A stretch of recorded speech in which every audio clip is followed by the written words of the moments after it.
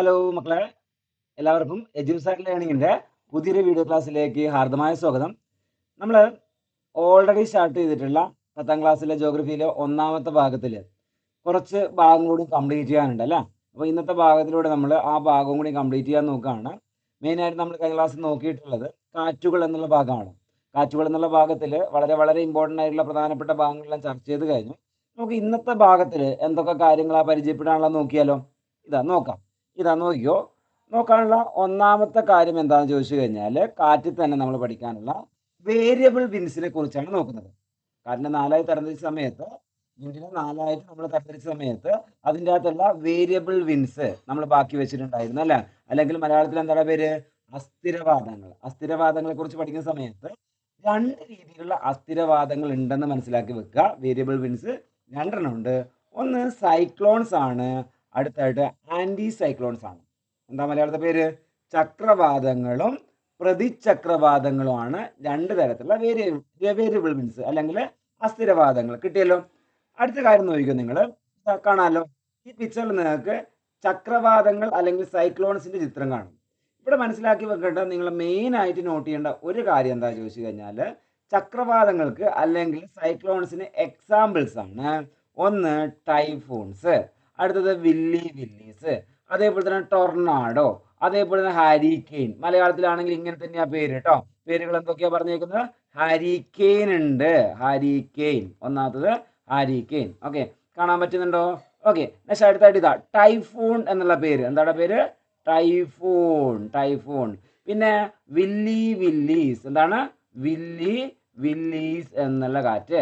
അതേപോലെ ടൊർണാഡോ എന്നുള്ള കാറ്റ്. ഇങ്ങനെയൊക്കെയാണ് കാറ്റുകളുടെ പേരുകളുള്ളത്. അതാണ് പ്രധാനപ്പെട്ട ചക്രവാതങ്ങൾ. നിങ്ങളവിടെ കണക്ട് ചെയ്യേണ്ട ഒരു കാര്യം എന്താ ചോദിച്ചു കഴിഞ്ഞാൽ നമ്മളെ സൈക്ലോൺസ് അല്ലെങ്കിൽ ചക്രവാതങ്ങൾ വീശുന്നത് ഇതാ ഇങ്ങനെയാ വീശുന്നത് കേട്ടോ. ഒരു ചുഴറ്റി വീശുന്ന ചുഴലിക്കാറ്റുകളാണെന്ന് മനസ്സിലാക്കി വെച്ചുകൂടാ. അങ്ങനെയാണെങ്കിൽ അത് ഓരോ ഹെമിസ്ഫിയറിലും ഓരോ അർദ്ധഗോളത്തിലും എങ്ങനെയാണ് വീശുന്നത് എന്നുള്ള കാര്യം കിട്ടിക്കൊള്ളണം. അതായത് മനസ്സിലാക്കി വെക്കേണ്ട കാര്യം ഇതാണ്. Cyclones are anti clock wise in the northern hemisphere. നിങ്ങൾ നോട്ട് ചെയ്യേണ്ട ഒരു കാര്യം എന്താ ചോദിച്ചു കഴിഞ്ഞാൽ ചക്രവാതങ്ങൾ സൈക്ലോൺസ് ഒരു അർദ്ധഗോളത്തിൽ എങ്ങനെയാണ് വീശുന്നത് അതിൻ്റെ നേരെ ഓപ്പോസിറ്റ് അർദ്ധഗോളത്തിൽ വീശുക. അത് മനസ്സിലാക്കി വെക്കേണ്ട കാര്യം ഇവിടെ പറഞ്ഞു. ഞാൻ നോർത്തേൺ ഹെമിസ്ഫിയർ ഉത്തരാർദ്ധഗോളത്തിൽ സൈക്ലോൺസ് ചക്രവാതങ്ങൾ വീശുന്നത് അത് ആൻറ്റി ക്ലോക്ക് വൈസ് ആണെന്ന് ഞാൻ പറഞ്ഞു. അങ്ങനെയാണെങ്കിൽ അടുത്ത അർദ്ധഗോളം എന്ന് പറയുന്നത് ഉത്തരാർദ്ധഗോളം കഴിഞ്ഞാൽ പിന്നെ ദക്ഷിണാർദ്ധഗോളം അല്ലേ, സദേൺ ഹെമിസ്ഫിയർ അല്ലേ. സദേൺ ഹെമിസ്ഫിയറിൽ ഈ ചക്രവാതങ്ങൾ വീശുന്നത് ക്ലോക്ക് വൈസ് ഡയറക്ഷനിലാണ്. അതായത് ഇവിടെ മനസ്സിലാക്കി വെക്കേണ്ട ക്ലോക്ക് വൈസ് എന്ന് പറഞ്ഞാൽ ഘടികാര ദിശ കേട്ടോ. ആൻറ്റി ക്ലോക്ക് വൈസ് എന്ന് പറഞ്ഞാൽ എന്താ? എതിർ ഘടികാര ദിശ. അതായത് ഒരു ഘടികാരം ക്ലോക്ക് എങ്ങനെയാണോ കറങ്ങുന്നത് അതാണ് ക്ലോക്ക് വൈസ് അല്ലെങ്കിൽ ഘടികാര ദിശ.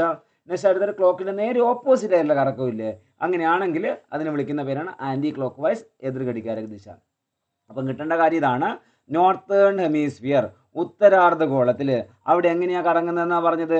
Anti clock vice. ഓക്കെ, അതേപോലെ തന്നെ ദക്ഷിണാർദ്ധഗോളത്തിൽ സദേൺ ഹെമിസ്ഫിയർ ദക്ഷിണാർദ്ധഗോളം ആ സ്ഥലത്ത് എങ്ങനെയാണ് കറങ്ങുന്നത്? Clock vice direction. ഈ രണ്ട് പോയിന്റുകൾ നിർബന്ധമായിട്ട് നിങ്ങൾ നോട്ട് ചെയ്തുകൊള്ളുക. ക്ലോക്ക് വൈസും ആൻറ്റി ക്ലോക്ക് വൈസും വിട്ടുപോകില്ലല്ലോ. സിമ്പിളാണ്, വളരെ വളരെ വളരെ സിമ്പിളായിട്ടുള്ള സംഭവം. ഓർത്ത് വെച്ചുകൊള്ളാം, വിട്ട് കളയരുത്. കുറച്ച് ബുദ്ധിമുട്ടുള്ള കാര്യം ആയതുകൊണ്ടാണ് ഞാൻ ഇന്നത്തെ ക്ലാസ്സിലേക്ക് ഞാൻ മാറ്റി വെച്ചേക്കുന്നത്. ഇത്രയും പോയിന്റ്സുകൾ ഈ ഭാഗത്ത് നിങ്ങൾ മനസ്സിലാക്കി വെച്ചുകൊള്ളാം, വിട്ട് കളയരുത്. മക്കളെ സിമ്പിളാണ്, ഓർത്ത് വെച്ചാൽ മതി. ഇത്രയും കാര്യങ്ങൾ എന്തായാലും നിർബന്ധമായിട്ട് ഓർത്ത് വെക്കുക. അടുത്തായിട്ട് ഇതേപോലെ തന്നെ നമ്മൾ അടുത്ത ടോപ്പിക്കിലേക്ക് പോകുന്നു. അടുത്ത ടോപ്പിക് എന്ന് പറയുന്നത് അതെന്താ? Anti cyclones. ഓക്കെ, അതായത് ഇവിടെ ആൻറ്റി സൈക്ലോൺസ് എന്ന് പറയുന്നത് നേരെ ഓപ്പോസിറ്റ് ആണെന്ന് മനസ്സിലാക്കി വെച്ചാൽ മതി.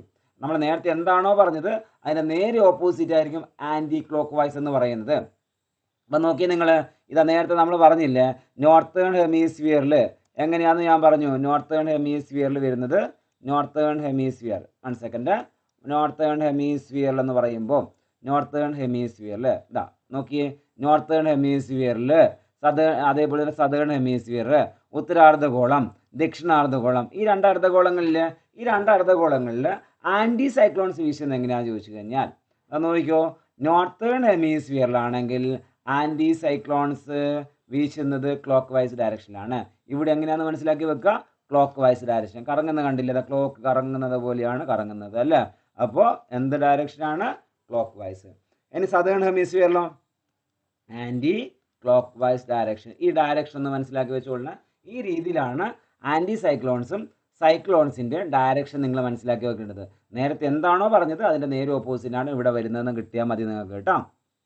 നെക്സ്റ്റ് അടുത്ത കാര്യം, മറ്റൊരു ടോപ്പിക്കാണ് ഹ്യൂമിഡിറ്റി അല്ലെങ്കിൽ ആർദ്രത എന്നുള്ള ടോപ്പിക്ക്.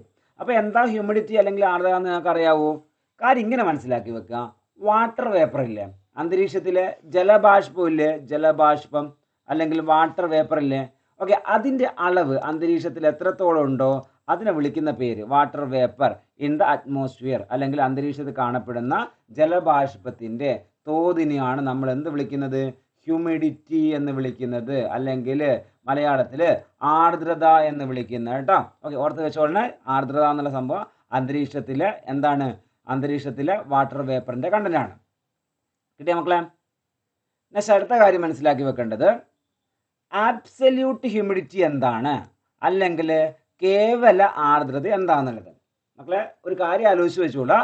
കേവല ആർദ്രത എന്ന് പറയുന്നത് the actual amount of water vapour present per unit of volume, അതായത് നിശ്ചിത വ്യാപ്തം അന്തരീക്ഷ വായുവിൽ അടങ്ങിയിട്ടുള്ള അന്തരീക്ഷത്തിലെ ജലാംശത്തിൻ്റെ അല്ലെങ്കിൽ യഥാർത്ഥ അളവിനെ, ജലാംശത്തിൻ്റെ യഥാർത്ഥ അളവിനെ വിളിക്കുന്ന പേരാണെന്ത്? കേവല ആർദ്രത അല്ലെങ്കിൽ ആബ്സല്യൂട്ട് ഹ്യൂമിഡിറ്റി.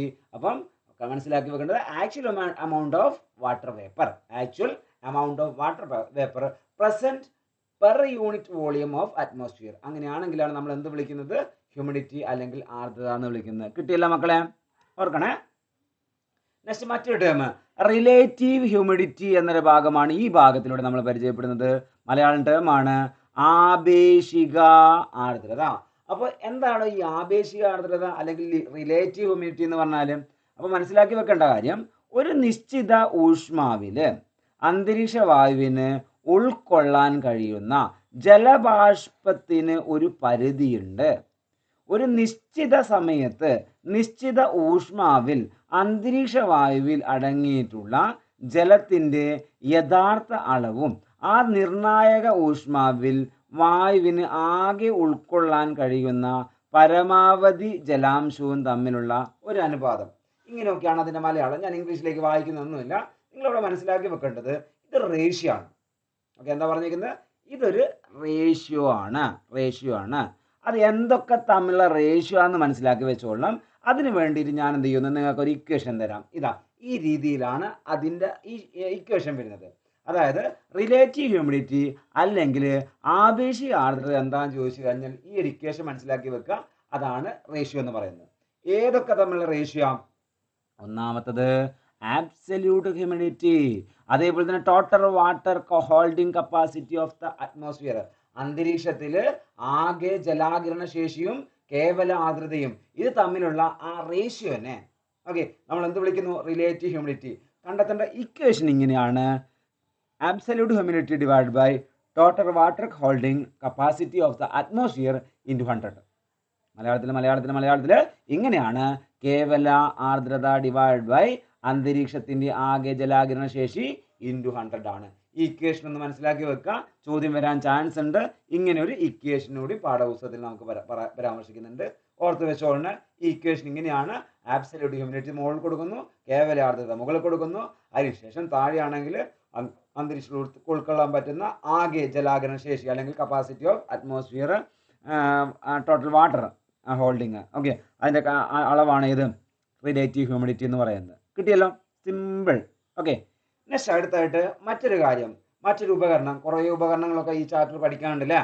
അപ്പോൾ ഈ ഒരു ഉപകരണത്തിൻ്റെ പേര് ഇതാണ്: ഹൈഗ്രോമീറ്റർ. അതേപോലെ തന്നെ wet and dry bulb thermometer. എന്താ നോക്കാം നമുക്ക്. അപ്പോൾ ഇവിടെ മനസ്സിലാക്കി വെക്കേണ്ട കാര്യം, നമ്മൾ അന്തരീക്ഷത്തിലെ ആർദ്രത പറഞ്ഞില്ലേ, അതായത് ഹ്യൂമിഡിറ്റി പറഞ്ഞില്ലേ, ആ ഹ്യൂമിഡിറ്റി അളക്കുന്ന ആ ഉപകരണത്തിൻ്റെ പേരാണ് മക്കളെ ഹൈഗ്രോമീറ്റർ. ഹ്യൂമിഡിറ്റി ആർദ്രത കണക്കാക്കുന്ന ഉപകരണമാണ് ഏത്? ഹൈഗ്രോമീറ്റർ. നെക്സ്റ്റ് അടുത്ത പോയിന്റ് നോക്കിക്കോ. എന്താണ് wet and dry bulb thermometer എന്ന് പറയുന്നത്? നോക്കാം നമുക്ക്. അതായത് ഇവിടെ മനസ്സിലാക്കി വെക്കേണ്ട കാര്യം ഇതാണ്: relative humidity can be estimated basing on the difference in the temperature recorded in wet and dry bulb thermometer. അതായത് മനസ്സിലാക്കി വെക്കേണ്ട കാര്യം, ഇവിടെ നമ്മൾ റിലേറ്റീവ് ഹ്യൂമിഡിറ്റിനെ കുറിച്ച് പറഞ്ഞില്ലേ, ആ റിലേറ്റീവ് ഹ്യൂമിഡിറ്റി അല്ലെങ്കിൽ ആപേക്ഷിക ആർദ്രത പറഞ്ഞില്ലേ, ആ ആപേക്ഷിക ആർദ്രത കണ്ടെത്താൻ ഉപയോഗിക്കുന്ന ആ ഉപകരണത്തിൻ്റെ പേരാണ് wet and dry bulb thermometer. Okay, മലയാളത്തിലാണെങ്കിൽ അങ്ങനെ തന്നെയാണ് പേര്. അതേപോലെ തന്നെ ഇംഗ്ലീഷിലെ സെയിം പേര് തന്നെ മലയാളത്തിൽ ഉപയോഗിക്കുന്നത് എന്നുള്ള കാര്യം കിട്ടിയാൽ മതി നിങ്ങൾക്ക്. രണ്ട് ഉപകരണങ്ങൾ, ഹൈഗ്രോമീറ്റർ ആണെങ്കിൽ എന്ത്, ഹ്യൂമിഡിറ്റി ആർദ്രത, റിലേറ്റീവ് ഹ്യൂമിഡിറ്റി ആണെങ്കിൽ wet and dry bulb thermometer. ഇത്രയും കാര്യങ്ങൾ ഈ ഭാഗത്ത് നിന്ന് മനസ്സിലാക്കി വെച്ചോളൂ. ക്ലിയർ? നെക്സ്റ്റ് അടുത്തൊരു പോയിന്റ്, എന്താണ് സാച്ചുറേഷൻ പോയിന്റ്? എന്താണ് പോയിന്റ്? സാച്ചുറേഷൻ പോയിന്റ് അല്ലെങ്കിൽ സാച്ചുറേഷൻ ലെവൽ അല്ലെങ്കിൽ പൂരിതാവസ്ഥ എന്ന് പറഞ്ഞാൽ എന്താണ്? പൂരിതാവസ്ഥ. ഓക്കെ, പൂരിതമാവുന്ന അവസ്ഥ എന്നാണ് കിട്ടേണ്ടത്. കാര്യം ഇങ്ങനെ മനസ്സിലാക്കി വെക്കുക, the state at which atmosphere is fully saturated with moisture water vapour is known as saturation level. സിമ്പിളായിട്ട് ഞാൻ പറഞ്ഞുതരാം മക്കളെ.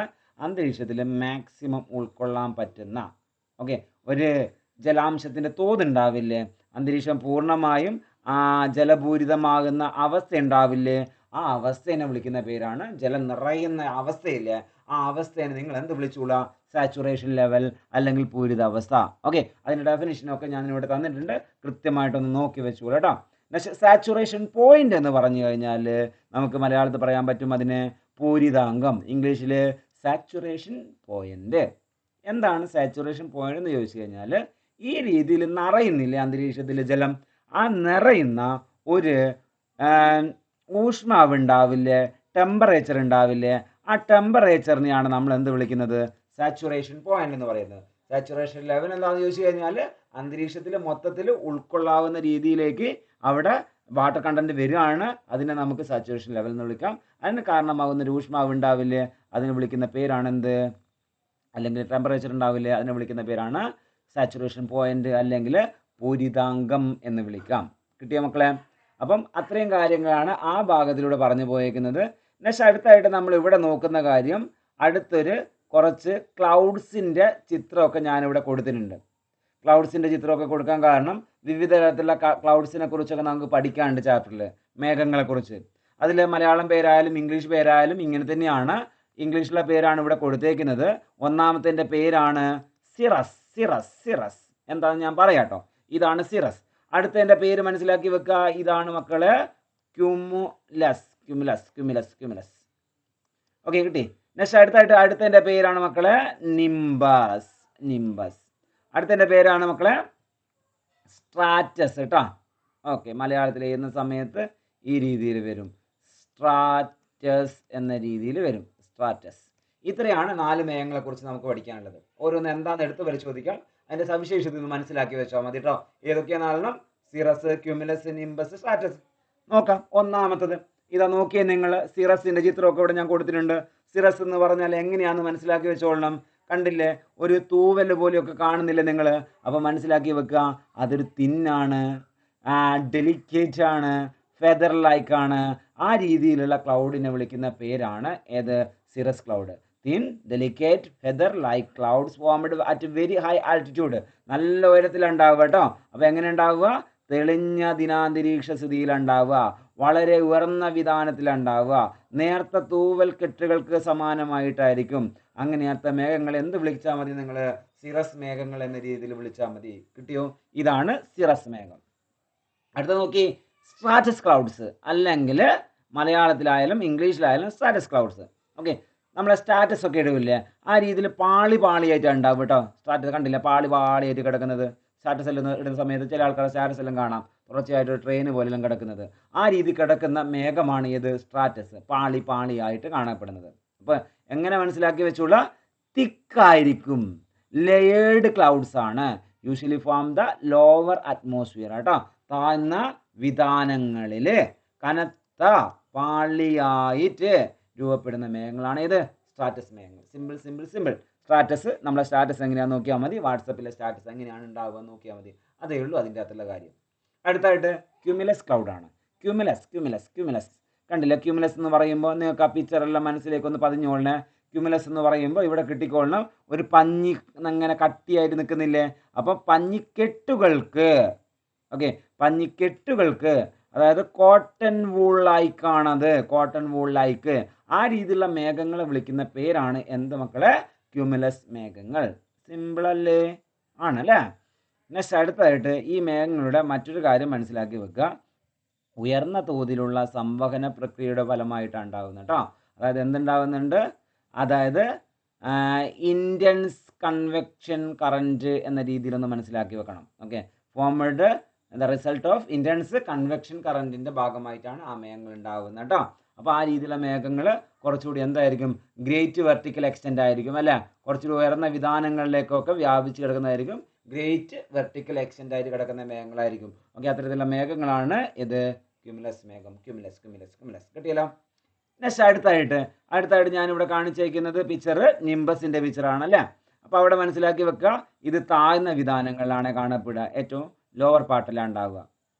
അതേപോലെ തന്നെ മനസ്സിലാക്കി വെക്കേണ്ട കാര്യം ഇരുണ്ട നിറത്തിലാണ് ഉണ്ടാവുക, ഇരുണ്ട നിറത്തിലാണ്. ഓക്കെ, ഡാർക്ക് ആയിരിക്കും, റെയിൻ ബിയറിംഗ് ആയിരിക്കും കേട്ടോ, മഴമേഘങ്ങളായിരിക്കും. ഓക്കെ, ലോവർ പാർട്ടിലായിരിക്കും എന്ന് മനസ്സിലാക്കി വെക്കുക, താഴ്ന്ന വിധാനങ്ങളായിരുന്നു മനസ്സിലാക്കി വെക്കുക. അതിൻ്റെ പേരാണ് എന്ത്? നിംബസ് എന്ന് പറയുന്നത്. അതുകൊണ്ട് തന്നെ ആ താഴ്ന്ന വിധാനങ്ങൾ ഡാർക്ക് കളർ ആയതുകൊണ്ട് തന്നെ എന്ത് ചെയ്യില്ല, അവിടെ സൂര്യപ്രകാശത്തെ ഇങ്ങോട്ടേക്ക് കടത്തി വിടൂല അല്ലേ. അപ്പം അവിടെ എന്ത് മനസ്സിലാക്കി വെക്കുക? സൺലൈറ്റ് താഴോട്ടേക്ക് വരുന്നില്ല എന്നുള്ള കാര്യം മനസ്സിലാക്കി വെക്കുക. ആ രീതിയിൽ മാറ്റപ്പെടാൻ സഹായിക്കുന്ന അല്ലെങ്കിൽ മാറുന്ന രീതിയിലുള്ള ഒരു മേഘമാണ് ഇത് നിംബസ്. അപ്പം പ്രധാനപ്പെട്ട മേഘങ്ങളെ പേരൊക്കെ കിട്ടിയ മക്കളെ. മേഘങ്ങളെ പേരുകളിൽ ഒന്നാമത്തെ ഏത് പഠിച്ചു? സിറസ്, രണ്ടാമത്തത് ക്യുമുലസ്, നെക്സ്റ്റ് നിംബസ്, നെക്സ്റ്റ് അടുത്തായിട്ട് സ്ട്രാറ്റസ്. ഇത്രയും മേഘങ്ങളാണ് എവിടെ മനസ്സിലാക്കി വെക്കേണ്ടത്? നമ്മൾ പ്രധാനപ്പെട്ട ആ ഷേപ്പിൻ്റെ അടിസ്ഥാനത്തിൽ മേഘങ്ങളെ തരംതിരിച്ചത് ചോദിക്കും കേട്ടോ. വളരെ വളരെ ഇമ്പോർട്ടൻറ്റ്. ഓക്കെ, നെക്സ്റ്റ് അടുത്തൊരു ടോപ്പിക്ക് കണ്ടൻസേഷൻ അല്ലെങ്കിൽ ഘനീകരണം. അതിൻ്റെ ഭാഗമായിട്ടുള്ള രൂപങ്ങൾ ഏതൊക്കെയാണ്? ഫോംസ് ഓഫ് കണ്ടൻസേഷൻ അല്ലെങ്കിൽ ഘനീകരണ രൂപങ്ങൾ ഏതൊക്കെയാണെന്ന് ചോദിച്ചു കഴിഞ്ഞാൽ നാലെണ്ണം. Dew, frost, mist and fog, cloud. ഏതൊക്കെയാ? Dew, frost, mist and fog, cloud. മലയാളത്തിലാണെങ്കിൽ തുഷാരം, ഹിമം, മൂടൽ മഞ്ഞ്, മേഘം. അതിൽ മേഘം നമ്മൾ ഡിസ്കസ് ചെയ്ത് കഴിഞ്ഞാൽ തുഷാരം, ഹിമം, മൂടൽ മഞ്ഞ്, മേഘം. Due, frost, mist and fog, clouds. ഇത്രയാണ് ഘനീകരണത്തിൻ്റെ വിവിധ രൂപങ്ങൾ അല്ലെങ്കിൽ ഫോംസ് ഓഫ് കണ്ടൻസേഷൻ എന്ന് പറയുന്നത്. അതിൽ ഓരോ ഭാഗം നമ്മൾ എടുത്ത് പരിശോധിക്കുകയാണ്, കയറി മുറിക്കുകയാണ്. നോക്കിക്കോ. ഒന്നാമത്തെ കാര്യം, മലയാളത്തിലെ പേര് തുഷാരമാണ്, ഇംഗ്ലീഷിലെ പേര് ഡ്യൂ ആണ് കേട്ടോ. എന്താ പേര്? ഡ്യൂ അല്ലെങ്കിൽ തുഷാരം. അപ്പോൾ എന്താണ് ഡ്യൂ എന്ന് പറഞ്ഞു കഴിഞ്ഞാൽ? അതായത് നമുക്ക് എന്ത് കാണാം? രാവിലെയൊക്കെ നമ്മൾ നടക്കാൻ പോകുന്ന സമയത്തൊക്കെ അവിടെ എന്ത് കാണാം? ചില ചെടികളിലൊക്കെ വെള്ളത്തുള്ളികളൊക്കെ കാണാറില്ലേ നിങ്ങൾ? ചെടികളിലെ സസ്യങ്ങളിലെ ഇലകളിലൊക്കെ വെള്ളത്തുള്ളികൾ കാണാം. അവിടെ അങ്ങനെയുള്ള ഒരു പിക്ചർ ഇവിടെ കാണുന്നു നിങ്ങൾ അല്ലേ. ആ രീതി കാണപ്പെടുന്ന വെള്ളത്തുള്ളികളെയാണ് നമ്മൾ എന്ത് വിളിക്കുന്നത്? തുഷാരം എന്ന് പറയുന്നത്. അതായത് അത് ഏത് സമയത്ത് ഫോം ചെയ്യുന്ന? നൈറ്റിൽ ഫോം ചെയ്യുന്ന കേട്ടോ. അതായത് നൈറ്റിൽ എർത്തിൻ്റെ സർഫേസ് എന്ത് ചെയ്യുന്നുണ്ട്? കൂൾസ് ഡൗൺ ചെയ്യുന്നുണ്ട്. ആ സമയത്ത് എന്ത് ചെയ്യുന്നു? അറ്റ്മോസ്ഫിയർ എന്ത് ചെയ്യുന്നുണ്ട്? Close to the earth surface also. അതായത് അത് എന്ത് ചെയ്യുന്നുണ്ട്? അന്തരീക്ഷം കൂളാക്കുന്നുണ്ടെന്ന് മനസ്സിലാക്കി വെക്കുക. അങ്ങനെയാണ് അന്തരീക്ഷത്തിൽ ഏത് രൂപം കൊള്ളുന്നത്? ചെറിയ ചെറിയ മഞ്ഞ് തുള്ളികളൊക്കെ രൂപം കൊള്ളുന്നത്. അതെന്ത് ചെയ്യുന്നുണ്ട്? പുല്ലിലൊക്കെ എന്ത് ചെയ്യുന്നുണ്ട്? പറ്റിപ്പിടിക്കുന്നുണ്ട്. പുൽക്കൊടികളിലൊക്കെ പറ്റിപ്പിടിക്കുന്നുണ്ട്, ഇലകളിലൊക്കെ പറ്റിപ്പിടിക്കുന്നുണ്ട്. അത്തരത്തിലുള്ള ആ രീതിയിലുള്ള പ്രതിഭാസത്തെ നമ്മൾ വിളിക്കുന്ന പേരാണ് മക്കളെ ഡ്യൂ എന്ന് പറയുന്നത്. കിട്ടിക്കോളിന് ആ പിക്ചറിൻ്റെ അകത്ത് കാര്യങ്ങളൊക്കെ പറഞ്ഞു പോയിട്ടുണ്ട്. അപ്പോൾ അതെന്താണെന്ന് മനസ്സിലാക്കി വെക്കുക. ടിനി ഡ്രോപ്ലെറ്റ്സ് ആണ്. ഓക്കെ, അതായത് ചെറിയ വെള്ളത്തുള്ളികളായിട്ടാണ് കാണപ്പെടുന്നത്. അത്തരത്തിലുള്ള വെള്ളത്തുള്ളികളെയാണ് നമ്മൾ എന്ത് വിളിക്കുന്നത്? ഡ്യൂ അല്ലെങ്കിൽ തുഷാരം എന്ന് വിളിക്കുന്നത്. ഓക്കെ, സിമ്പിൾ അല്ലേ? കാണുന്ന സംഭവങ്ങളാണ്, അതുകൊണ്ട് സിമ്പിൾ ആയിരിക്കും. നിങ്ങൾ നെക്സ്റ്റ് അടുത്തായിട്ട് നോക്കിയ മക്കളെ, അടുത്തതിൻ്റെ പേരാണ് ഫ്രോസ്റ്റ് എന്ന് വിളിക്കുന്നു. ഫ്രോസ്റ്റ്. ഓക്കെ, അല്ലെങ്കിൽ ഹിമം എന്ന് പറയാം. ഹിമം എന്ന് പറഞ്ഞാൽ, ഫ്രോസ്റ്റ് എന്ന് പറഞ്ഞാൽ നമ്മുടെ അറ്റ്മോസ്ഫിയറിക് ടെമ്പറേച്ചർ ഇല്ലേ, അത് ബിലോ 0 ഡിഗ്രി സെൽഷ്യസിന് താഴേക്ക് പോവുകയാണ്. അത് എപ്പോഴാണ് പോകുന്നത്? അത് മെയിനായിട്ടും രാത്രി സമയത്താണ്. ആ സമയത്ത് എന്ത് ചെയ്യുന്നു? ടിനി ക്രിസ്റ്റൽസ് രൂപം കൊള്ളാണ്. അതായത് എന്താണ് മക്കളെ? ഹിമകണികകൾ. Okay, tiny crystals. ഓക്കെ, ആ രീതിയിലുള്ള ടിനി ക്രിസ്റ്റൽസിനെയാണ് നമ്മൾ എന്ത് വിളിക്കുന്നത്? ആ ക്രിസ്റ്റൽസിനെയാണ് നമ്മൾ എന്ത് വിളിക്കുന്നത്? ഫ്രോസ്റ്റ് എന്ന് വിളിക്കുന്നത്. അതായത് അതെന്തായിരിക്കില്ല, ഡ്യൂ ആയിരിക്കില്ല, അതായത് മഞ്ഞുതുള്ളികളായിരിക്കില്ല, അല്ലെങ്കിൽ തുഷാരമായിരിക്കില്ല, അതെന്തായിരിക്കും, ഐസ് കഷ്ണങ്ങളായിരിക്കും. ഇത്തരത്തിൽ ഐസ് കഷ്ണങ്ങളെയാണ് നമ്മൾ എന്ത് വിളിക്കുന്നത്, ഫ്രോസ്റ്റ് അല്ലെങ്കിൽ ഹ്യൂമെന്ന് വിളിക്കുന്നത്. കിട്ടിയില്ലെന്ന് നിങ്ങൾക്ക് ഈ പിക്ചറിൽ കാണാം അല്ലേ, ആ രീതിയിൽ ചെടീൻ്റെ മുകളിലൊക്കെ ആ രീതിയിൽ മഞ്ഞുതുള്ളികൾ ഇങ്ങനെ കിടക്കുന്നതാണ്. നമ്മൾ നേരത്തെ പറഞ്ഞതിൽ എന്താ ഉണ്ടായിരുന്നത്, നേരത്തെ പറഞ്ഞതിൽ നോക്കിയേ അവിടെ എന്താ ഉള്ളത്, വെള്ളമുള്ള അല്ലേ. ഇപ്പോൾ ഇവിടെ എന്താ കാണുന്നത് നിങ്ങൾ, അവിടെ ഡ്യൂന് മാറിയിട്ട് ഐസാണുള്ളത്, അതായത് തുഷാരത്തിന് പകരമായിട്ട് ഹിമകണികകളാണുള്ളത്. അങ്ങനെയാണെങ്കിൽ അതിനെയാണ് നമ്മൾ എന്ത് വിളിക്കുന്നത്, ഫ്രോസ്റ്റ് എന്ന് വിളിക്കുന്നത് അല്ലേ. നെക്സ്റ്റ് അടുത്തായിട്ട് നമ്മൾ വയനാട്ടിലേക്കെല്ലാം പോകുന്ന സമയത്ത് നന്നായിട്ട് കാണുന്നത് കോട അല്ലേ, ആ രീതിയിൽ സംഭവമാട്ടോ ഇത് കോട. അല്ലെങ്കിൽ രാവിലെയൊക്കെ ഡിസംബർ മാസത്തിലൊക്കെ നല്ല മഞ്ഞ് മൂടി കിടക്കുന്ന പ്രദേശം കണ്ടില്ലേ, നമ്മുടെ നാട്ടിലൊക്കെ അങ്ങനെ മാറാറുണ്ട് അല്ലേ, അത് തന്നെയാണ് സംഭവം. ഓക്കെ, ഈ കഴിഞ്ഞ ജനുവരിയിലൊക്കെ അങ്ങനെയൊക്കെ നിങ്ങൾ കണ്ടിട്ടുണ്ടാകും അല്ലേ. അതിൻ്റെ പേരാണ് മൂടൽമഞ്ഞ് അല്ലെങ്കിൽ മിസ്റ്റ് ആൻഡ് ഫോഗ് എന്ന് വിളിക്കുന്നത്. എന്താണ് സംഭവം എന്ന് പറഞ്ഞാൽ മൂടൽമഞ്ഞ് തന്നെയാണ് അല്ലേ, മൂടൽമഞ്ഞിന് അല്ലെങ്കിൽ മിസ്റ്റ് തന്നെയാണെന്നുള്ള കാര്യം മനസ്സിലാക്കി വെച്ചുകൊള്ളാം. മൂടൽമഞ്ഞ് തന്നെയാണ് ഏത്, മിസ്റ്റ് എന്നുള്ള കാര്യം മനസ്സിലാക്കി വെച്ചുകൊള്ളാം. ഓക്കെ, കനത്ത മൂടൽമഞ്ഞാണെങ്കിൽ വിളിക്കുന്ന പേരാണ് ഫോഗ് കേട്ടോ. മിസ്റ്റ് എന്ന് പറഞ്ഞാൽ മൂടൽമഞ്ഞ് ചെറിയ നേർത്തതായിരിക്കും കേട്ടോ, നേർത്തതാണെങ്കിൽ മൂടൽമഞ്ഞ്, കനത്തതാണെങ്കിൽ അങ്ങനെയാണെങ്കിൽ ഫോഗ്. അങ്ങനെയാണ് മിസ്റ്റ് ആൻഡ് ഫോഗ്, മൂടൽമഞ്ഞ് എന്ന രീതിയിൽ നമ്മൾ മലയാളത്തിൽ പറയുന്നു. ആ രീതിയിൽ ഒരു ഘനീകരണ രൂപമുണ്ട് എന്നുള്ള കാര്യം മനസ്സിലാക്കി വെച്ചുള്ള. ഇത്രയാണ് പ്രധാനപ്പെട്ട ഘനീകരണ രൂപങ്ങൾ. പിന്നെ അടുത്തായിട്ട് മനസ്സിലാക്കി വെക്കേണ്ട കാര്യം, മേഘങ്ങളെക്കുറിച്ച് ഒരു ഭാഗവും കൂടി ഒന്ന് പരിചയപ്പെട്ടു പോകുന്നു. അതായത് മേഘം എന്നുള്ളത് ഒരു ഘനീകരണ രൂപമാണ്, കണ്ടൻസേഷൻ ഫോംസ് ഓഫ് കണ്ടൻസേഷനാണ്. അങ്ങനെയാണെങ്കിൽ ഇവിടെ നോക്കിയാൽ നിങ്ങൾ അന്തരീക്ഷത്തിൽ എന്താണ് മേഘങ്ങളെന്ന് നോക്കിക്കഴിഞ്ഞാൽ ഇവിടെ നോക്കുക, clouds are formed as a result of condensation. കണ്ടൻസേഷൻ്റെ ഭാഗമായിട്ട്, അന്തരീക്ഷത്തിലെ ഘനീകരണത്തിൻ്റെ ഭാഗമായിട്ട് നടക്കുന്ന ഒരു രൂപമാണ് മേഘം എന്ന് മനസ്സിലായല്ലോ. ഞാൻ ഓൾറെഡി പറഞ്ഞു ആ രീതിയിലാണ് ഈ രൂപമുള്ളത്. മേഘവും ഘനീകരണ രൂപം തന്നെയാണെന്ന് ഞാൻ പറഞ്ഞു. ഇനി അടുത്തായിട്ട് മറ്റൊരു കാര്യം ഇവിടെ പറയുന്നുണ്ട് മക്കളെ, നോക്കിക്കോ, ഒന്ന് ശ്രദ്ധിച്ചോ. The water droplet thus formed are less than 0.001 centimetre in diameter. അതായത് പറഞ്ഞ കാര്യം ഇത്രയേ ഉള്ളൂ മക്കളെ, കാര്യം ഇത്രയേ ഉള്ളൂ. അതായത് ജലകണികകളുടെ വലിപ്പം 0.001 സെൻറ്റിമീറ്ററിലേക്കാളും താഴെയുള്ള രീതിയിലായിരിക്കും. ഓക്കെ, ഏത് സമയത്തുണ്ടാവുക, ഘനീകരണം നടക്കുന്ന സമയത്തുണ്ടാവുക. അങ്ങനെ അന്തരീക്ഷത്തിൽ അത് തങ്ങി നിൽക്കുന്ന ഒരു അവസ്ഥയാണ് നമ്മൾ എന്ത് വിളിക്കുന്നത്, മേഘം എന്ന് പറയുന്നത് കേട്ടോ. ഓക്കെ, ഈ മേഘത്തിൻ്റെ ഭാഗമായിട്ട് കുറേ പിക്ചറും കാര്യങ്ങളൊക്കെ ഞാൻ കാണിച്ചു തന്ന്, ഇതാണ് മേഘങ്ങൾ എന്ന രീതിയിലൊക്കെ ഞാൻ പറഞ്ഞു. പല രീതിയിലുള്ള മേഘങ്ങളെ ഷേപ്പും കാര്യങ്ങളൊക്കെ പരിചയപ്പെടുത്തിയിട്ടുണ്ട്. ഓർത്ത് വെച്ചോളെ, ആ രീതിയിലുള്ള ചോദ്യങ്ങൾ ചോദിക്കാറുണ്ട്. വളരെ വളരെ വളരെ ഇമ്പോർട്ടൻ്റ്, വിട്ടുകളയരുത്. ഓക്കെ, നെക്സ്റ്റ് അടുത്തായിട്ട് മേഘങ്ങൾ കഴിഞ്ഞാൽ നമുക്ക് മെയിനായിട്ട് പഠിക്കാനുള്ള കാര്യമാണ് പ്രസിപ്പിറ്റേഷൻ. എന്താണോ പ്രസിപ്പിറ്റേഷൻ? ഓക്കെ, മലയാളത്തിൽ പറയുകയാണെങ്കിൽ അതിൻ്റെ പേരിങ്ങനെയാണ് മക്കളെ, വർഷണം. വർഷണത്തിൻ്റെ 3 രൂപങ്ങൾ ഇതൊക്കെയാണ്. ഒന്ന് റെയിൻ, അടുത്തായിട്ട് സ്നോഫോൾ, അടുത്തായിട്ട് ഹെയിൽ സ്റ്റോൺ. പ്രസിപ്പിറ്റേഷൻ്റെ 3 രൂപങ്ങൾ, അതായത് ഫസ്റ്റ് വൺ മഴ, നെക്സ്റ്റ് വൺ മഞ്ഞ് വീഴ്ച, അടുത്തായിട്ട് ആലിപ്പഴ വീഴ്ച. മക്കളെ കണ്ടിട്ടുണ്ടോ നിങ്ങൾ ആലിപ്പഴ വീഴ്ച? ഓക്കെ, ആലിപ്പഴ വീഴ്ചയാണ് അടുത്തായിട്ട്. ഹെയിൽ സ്റ്റോൺ എന്ന് പറഞ്ഞാൽ ആലിപ്പഴ വീഴ്ചയാണ്. ഓക്കെ, ഈ 3 രൂപങ്ങളാണ് ഏത് മനസ്സിലാക്കി വെക്കേണ്ടത്, വർഷണത്തിൻ്റെ വിവിധ രൂപങ്ങൾ. അപ്പോൾ ഓർത്ത് വെക്കേണ്ട കാര്യം, വർഷണത്തിൻ്റെ വിവിധ രൂപങ്ങൾ അല്ലെങ്കിൽ പ്രസിപ്പിറ്റേഷൻ, ഫോംസ് ഓഫ് പ്രസിപ്പിറ്റേഷൻ 3 എണ്ണം. വിട്ടുകളയരുതേ, സിമ്പിൾ. ഇതാ എന്താ പ്രസിപ്പിറ്റേഷൻ എന്ന് നോക്കുന്നു നമ്മൾ. ആ പ്രസിപ്പിറ്റേഷൻ എന്ന് പറഞ്ഞു കഴിഞ്ഞാൽ ഒന്നുമില്ല, നിങ്ങളെ മനസ്സിലേക്ക് ഒരു കാര്യം വന്നാൽ മതി, മഴ പെയ്യുന്നില്ലേ, അത് മനസ്സിലേക്കൊന്ന് വന്നാൽ മതി. അതായത് അന്തരീക്ഷത്തിൽ മേഘം ഉണ്ടാവുന്നുണ്ട്, കണ്ടൻസേഷൻ്റെ ഭാഗമായിട്ട്, ഘനീകരണത്തിൻ്റെ ഭാഗമായിട്ട് എന്ത് ചെയ്യുന്നുണ്ട്, മേഘങ്ങൾ ഉണ്ടാവുന്നില്ലേ. അപ്പോൾ മേഘങ്ങൾ അന്തരീക്ഷത്തിൽ ഉണ്ടാകുന്ന സമയത്ത് അന്തരീക്ഷത്തിൽ താങ്ങാൻ പറ്റാത്ത രീതിയിൽ മേഘങ്ങൾ രൂപം കൊള്ളാം. അങ്ങനെ അന്തരീക്ഷത്തിൽ താങ്ങാൻ പറ്റാത്ത രീതിയിൽ മേഘങ്ങൾ രൂപം കൊള്ളുന്ന സമയത്ത് എന്ത് ചെയ്യും, അത് താഴേക്ക് വരും. കാരണം എന്താ, നമ്മുടെ ഭൂമിക്ക് ഗുരുത്വാകർഷണ ബലമില്ലേ, ആ ഗുരുത്വാകർഷണ ബലത്തിൻ്റെ ഭാഗമായിട്ട് അത് താഴോട്ടേക്ക് വരും അല്ലേ. അപ്പോൾ ഗ്രാവിറ്റീൻ്റെ അടിസ്ഥാനത്തിൽ എന്ത് ചെയ്യുന്നുണ്ട്, അത് താഴോട്ടേക്ക് വരുന്നുണ്ട്. അത് വലുതാകുന്ന സമയത്ത് okay, beyond the limit of resistance against gravity.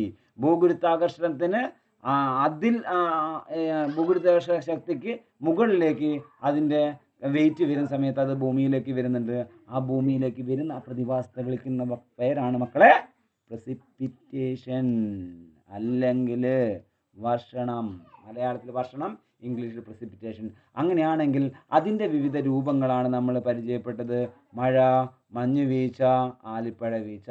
മഴ, വീഴ്ച, ആലിപ്പഴ വീഴ്ച. ഇംഗ്ലീഷിലാണെങ്കിൽ എങ്ങനെയൊക്കെ പറയാം? Rainfall, snowfall, hail stone. ഇതൊക്കെയാണ് വിവിധ തരത്തിലുള്ള precipitation. മക്കളെ വിട്ടുകളയരുത്. നമ്മൾ സാധാരണ കാണുന്ന സംഭവങ്ങളൊക്കെ ആയിരിക്കും. നിങ്ങൾ ആലിപ്പഴ വീഴ്ച പോയി കണ്ടിട്ടുണ്ടോ? അപ്പോൾ കാണേണ്ട ആ രീതിയിലുള്ള പ്രതിഭാസമൊക്കെ ആട്ടോ ആലിപ്പഴ വീഴ്ച. അപ്പോൾ ഓർത്ത് വെക്കുക, അതൊരു പഴമൊന്നും അല്ല കേട്ടോ, അങ്ങനെയൊന്നും വിചാരിക്കരുത്. മഞ്ഞുകട്ടകൾ തന്നെയാണ്. മഞ്ഞുകട്ടകൾ താഴേക്ക് വീഴുന്നതാണ് ഏത്? ആലിപ്പഴ വീഴ്ച എന്ന് പറയുന്നത്. തെറ്റരുത്. കിട്ടും. അടുത്തായിട്ട് മഴ തന്നെ വിവിധ തരത്തിലുണ്ട്. ടൈപ്സ് ഓഫ് റെയിൻഫോൾ എന്നൊരു ഭാഗം നമുക്ക് പഠിക്കാനുണ്ട്. അതിൽ ഒന്നാമത്തെ കാര്യം ഇതാണ്, ഓറോഗ്രാഫിക് റെയിൻ, അല്ലെങ്കിൽ മലയാളത്തിൽ വിളിക്കാം അതിനെ വിളിക്കുന്ന പേരാണ് പർവ്വതമഴ. ഓക്കെ, പർവ്വതമഴ എന്ന രീതിയിൽ വിളിക്കാം. സംഭവം സിമ്പിളാണ്. ഓറോഗ്രാഫിക് അല്ലെങ്കിൽ പർവ്വതമഴ എന്ന് പറയുമ്പോൾ അവിടെ മനസ്സിലാക്കി വെക്കേണ്ട കാര്യം എന്താണെന്ന് ചോദിച്ചു കഴിഞ്ഞാൽ, സിമ്പിളായിട്ട് ഒരു പർവ്വതം തട്ടിയിട്ട് മഴ പെയ്യുന്നുണ്ടെങ്കിൽ അതിനെ വിളിക്കുന്ന പേരാണ് പർവ്വതവൃഷ്ടി അല്ലെങ്കിൽ ഓറോഗ്രാഫിക് റെയിൻ.